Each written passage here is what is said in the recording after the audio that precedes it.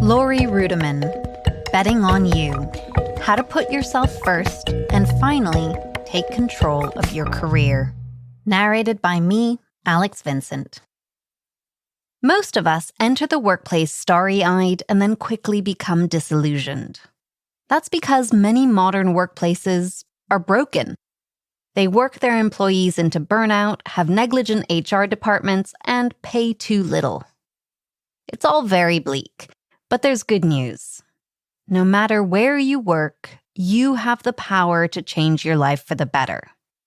That might mean leaving a toxic workplace and finding a new job, or adjusting your approach to your current job and making more space in life for the things that matter, like friends, fun, and travel.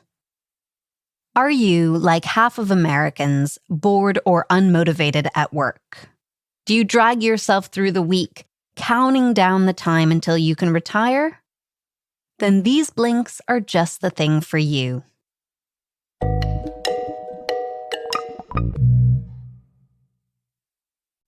Blink number 1. Nobody can save you but you. The author, Laurie Ruettimann, hated her job at Pfizer so much that she could barely bring herself to get out of bed in the mornings. She'd set alarm clocks all over the house because she just couldn't get up. Pfizer had offered her a job in its HR department, which it promised would be full of learning opportunities and prestige. But when she started, she realized that her main task was to fly around the country firing employees who were victims of restructuring. And the department she worked in was dysfunctional and toxic. She was miserable, and it affected every area of her life. Her health suffered because she overate and had no time to exercise. Her relationship with her husband was strained because she'd become bitter and cynical. She grew deeply depressed, but she couldn't see a way out. That is, until she got some inspiration from an unlikely source. Laurie was leafing through a magazine in an airport on one of her trips when she came across a story about Courtney Love going to Tijuana for weight loss surgery. For some reason, this article filled her with an excitement she hadn't felt for a long time. If Courtney Love could take charge of her life, then why couldn't she?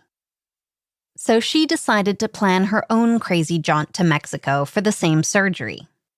It changed her life. Not because it caused her to lose weight, although she did. It changed her life because it marked the moment that she took charge and started putting her own well-being first. She started exercising, finally went to a therapist, and began writing more, something she'd always loved doing. The blog she created about the secret world of HR took off. And within 6 months, she'd left Pfizer to become a full-time writer and consultant. Today, she advises people all over the world about how to become their own best HR consultants and fix work by focusing on themselves first.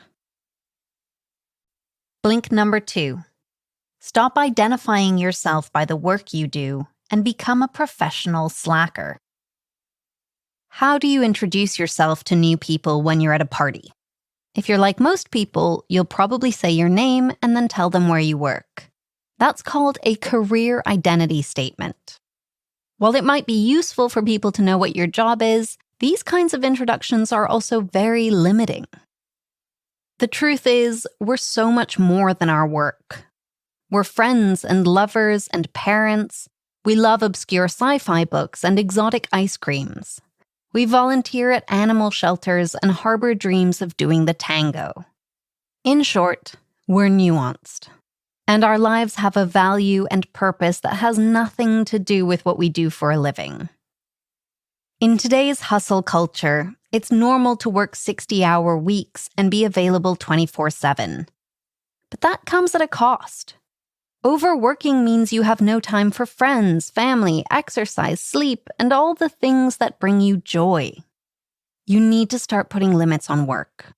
Start by becoming a slacker and stop taking on extra tasks. Working fewer hours doesn't mean being less productive. In fact, it means taking leadership over your life so you can be more productive in the time you have. Take Deanna, for instance. She's a busy executive who was successful at her job.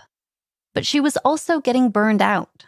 She'd promised her team that she'd be there whenever they needed her, but they seemed to need her all the time. In her evenings, she'd be fielding texts and putting out fires instead of having time to recharge and be with her family. She was desperate for change and started looking for another job. But all the roles she saw just seemed to be more of the same. Instead of leaving, the author persuaded her to try another tactic: working less.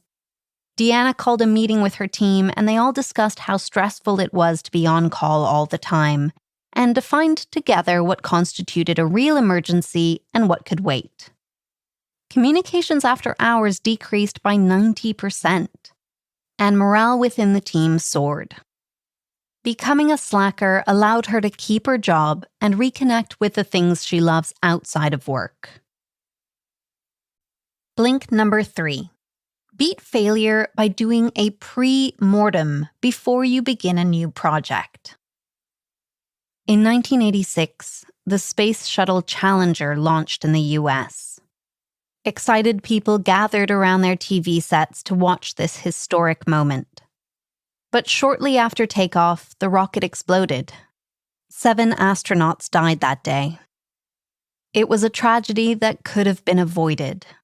An investigation revealed that one of the engineers working on the launch had warned his superiors about serious problems with the rocket. But nobody took any notice. NASA was so invested in getting the rocket to launch on time that management brushed his concerns aside. Most workplaces share that reluctance to dwell on negative outcomes. We prefer to do a post-mortem after everything has fallen apart than anticipate what could go wrong in advance. Yet that's precisely what we need to do to ensure our projects are successful. People can have almost superstitious fears that talking about failure attracts it. But quite the opposite is true. In fact, studies have shown that doing a pre-mortem, an exercise where you carefully think through everything that could potentially go wrong with a project, actually increases your chances of success by 30%. By doing this, you create solutions for problems before they even emerge. For example, if you've always dreamed of going out on your own as an entrepreneur, doing a pre-mortem may show you that you risk running out of money quickly, or that you could struggle to bring in new clients. Identifying those problems allows you to put solutions in place in advance. For instance, you could stay an extra 6 months at your job to build up your savings, or hire an assistant who's great at networking to drum up new business. Taking charge of your career involves taking risks. But pursuing happiness isn't about burning everything down. It's about being a pragmatic dreamer, visualizing exactly what you want and then making sure to plan for every contingency. Sometimes doing a pre-mortem reveals that the best course of action is to stay right where you are. You may learn that the things getting in the way of you liking your job would just follow you to your new workplace. Having that knowledge allows you to start making changes right here and now with the benefit of a regular paycheck. Blink number 4. Channel your inner CEO and ask to be paid what you're worth. We all know what it's like to live paycheck to paycheck, marveling at how our bank accounts empty so fast after paying the mortgage, insurance, and all the other monthly costs. It's no accident that so many of us are short on cash, in spite of working so hard. Corporations have a pay structure that rewards the very top of the organization with lavish payouts, while paying most workers as little as possible. In fact, since the 1970s, pay for top executives has risen by 940%. And this happened while the salaries of the lowest paid workers have stagnated or even decreased. We can get furious about these fat cat executives, but we can also learn a thing or two from them. CEOs and top executives exude a sense of entitlement. They feel like they've earned their enormous salaries, stock options, and bonuses, and they're constantly asking for more. We could all benefit from confidence like that. It's true that if you ask for a raise, you could be turned down, but if you never ask for anything, you'll never get a yes. When the author went out on her own as a consultant, she was determined to do good in the world instead of supporting terrible labor practices at big corporations. But many of the NGOs which approached her for help didn't offer compensation. Her business was flailing without any real income, and her debt started spiraling. She realized that in order to really make a difference, she first needed to create a stable foundation for her business. So she hired a financial advisor and started budgeting. She cut out the luxury hotels and hair appointments and put everything she had into paying off her debts. She also started becoming comfortable with asking for more compensation. If a nonprofit wanted her to speak and claimed they couldn't pay her fee, she'd ask if they could pay her in other ways. For example, by introducing her to potential new sponsors or clients, or giving her high-quality footage of the event and free publicity. As she got her financial house in order, her business flourished. Paying off her debt gave her the freedom to take on projects that really interested her. And she could authentically teach people how to advocate for themselves because she actively does it for herself. Blink number 5. When you're stuck in a rut, learn something new. Imagine having a job with so little to do that you can wander around museums all day. That's what happened to the author when she had a cushy gig in Chicago. There was so little actual work to do that she showed up after 10 a.m. and then left for long lunches and walks around the city. That might sound like your dream job, but in reality, it wasn't much fun. Everyone likes to feel a sense of purpose and connection.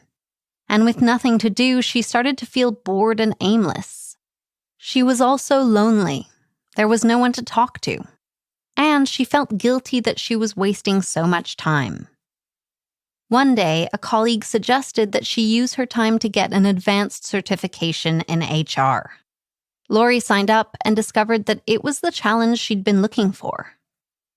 Studying for the HR certificate gave her the sense of purpose she'd been missing, and it equipped her with new skills she could use in future workplaces. If you're feeling dissatisfied or stuck, then learning something new should be the very first thing you do. Cast your mind back to your last performance review, or perhaps the feedback you got after an interview. Perhaps you were told that you lacked leadership skills or needed to improve your knowledge of a computer program. Choose one thing you want to improve and then look for some courses. There's so much free information online that money doesn't have to be an impediment. Consult YouTube or do free LinkedIn courses. Just make sure you learn something new. The very best way to make sure you keep growing is to find a good mentor. Look around you and think about who you admire in your company. Is there a boss with exceptional empathy and business acumen, or a senior colleague who models good boundaries between her work and personal life? Then these are people you should nurture relationships with and learn from. Good mentors don't even have to be people you know. You can learn a lot by watching how someone like Oprah Winfrey has built her career and take inspiration from her. Learning something new will give you a sense of accomplishment and purpose, even if you're in a dead-end job. Blink number 6. Be a smart job seeker. If you didn't inherit a gold mine, then chances are you've had to look for a job at some stage in your life. Most of us have engaged in multiple job hunts, looking for a better cultural fit or more money, or just to escape an office bully. Job hunting is never easy, and it can take its toll on even the most resilient of us. Multiple rejections and uncertainty activate all your insecurities and can make you miserable.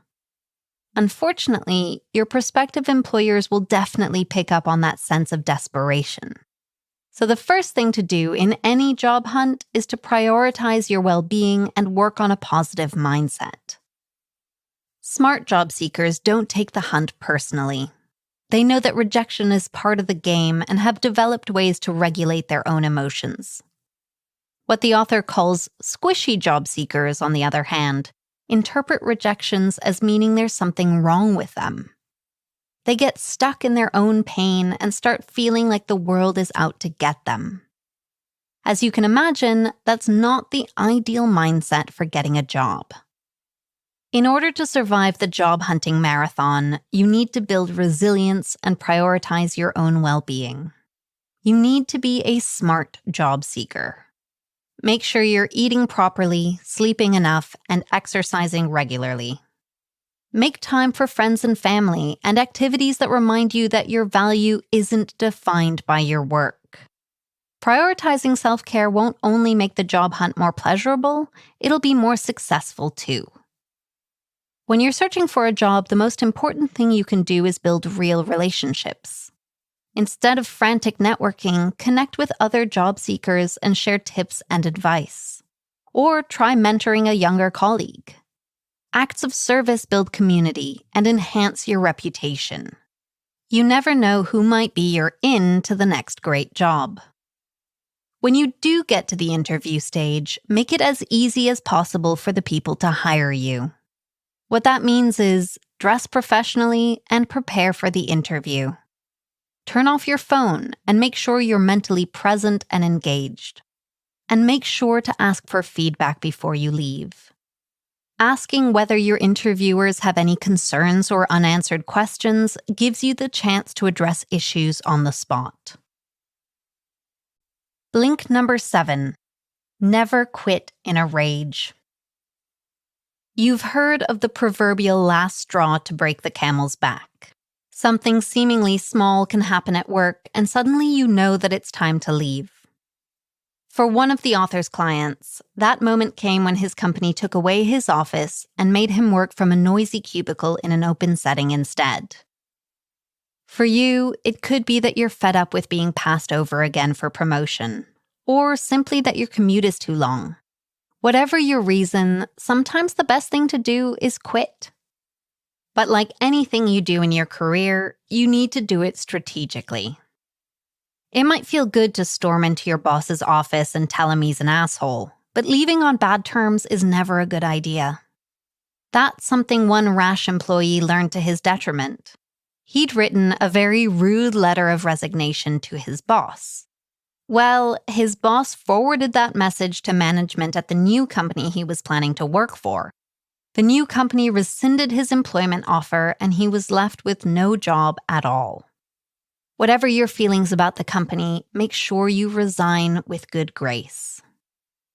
And make sure you always have a backup plan before you take the plunge. That could be a healthy nest egg to support your entrepreneurial venture or a new job offer.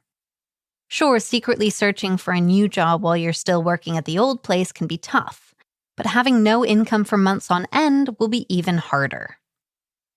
When you're ready to quit, make sure to negotiate your own severance package. That's right, you can get compensation even when you resign if you play your cards right.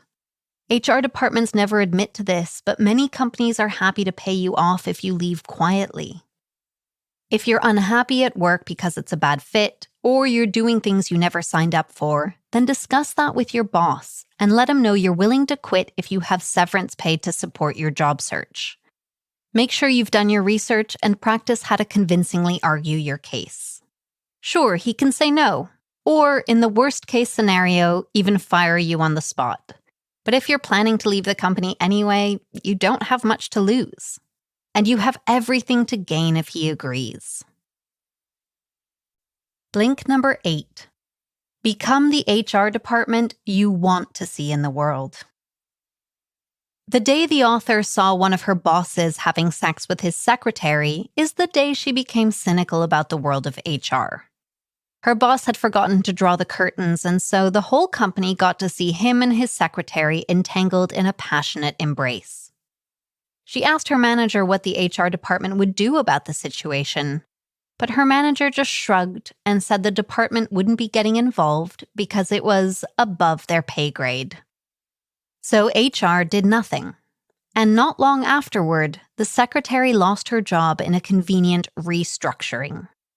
Doing nothing meant that the HR department had failed to protect a vulnerable employee from bearing the consequences of the affair.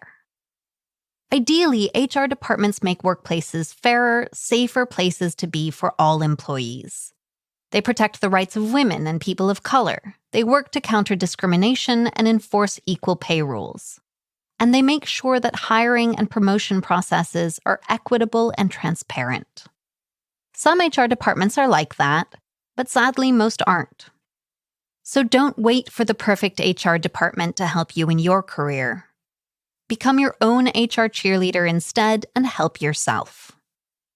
For example, if you get a new job, then don't expect HR to assist you with onboarding. Many companies just thrust a laptop into your hands and make you watch a workplace safety video. But real onboarding should be about making connections with your future colleagues. After all, it's those relationships which will make your new job bearable. So take matters into your own hands and start connecting with your new team on LinkedIn before you even begin work. When you start your new job, ask yourself questions that a great HR department would ask you if it really cared about your well-being. Questions like, does this work align with my values? What makes me get up every day and come into the office? And what do I get from my work? Answering these questions will allow you to define your sense of purpose, the why that fuels your days. Your well-being and sense of purpose matter. Your dreams and ambitions matter. Even if your HR department doesn't acknowledge that, you can. You can bet on yourself. You've just listened to our blinks to Betting on You by Laurie Ruettimann. The key message in these blinks is that there's a big chance that your job will make you miserable at some point. But no matter what situation you're in, you always have the power to make it better. Stop allowing your life to be ruled by work and make space for the things that give you joy and fulfillment. Get your finances in order and learn how to take calculated risks and become a pragmatic dreamer. You may be let down by your bosses and HR department, but you can always root for yourself. And here's some actionable advice. Get the timing right when you ask for a raise or promotion. Most companies have set times of the year when they approve requests for raises or promotions. You should do some research and find out when those are to maximize your chances of having your request approved. You can make the most convincing pitch in the world, but if your timing is off, it's very unlikely that you'll get what you want.